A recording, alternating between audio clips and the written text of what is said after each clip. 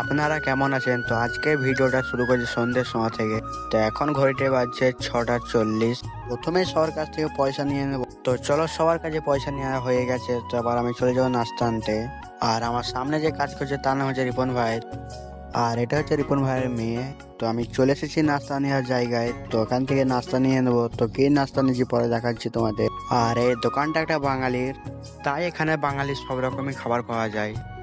আমার নাস্তা নেওয়া হয়ে গেছে, তো আমি চলে আসি কলা নিতে। তো কলা খাওয়া উপকার, সেটা সব দিক দিয়েই। কলা নেওয়ার পর আমি কারখানার উদ্দেশ্যে রওনা দিই। আমার পেছনে যে লাইটগুলো দেখছো, এগুলো বিল্ডিং এর প্রজেক্টের কাজ চলছে সব। 5 মিনিট হাঁটার পর চলে আসি আমি কারখানা। আজকের নাস্তায় হালুয়া দিয়ে পরোটা নিয়ে এসেছিলাম, আর এই ফ্রাই নিয়ে এসেছিল বোঁদে। নাস্তা খাওয়া হয়ে গেলে আমি এই পিসগুলোকে কাটিং করার জন্য দিয়ে আসি বাইরে।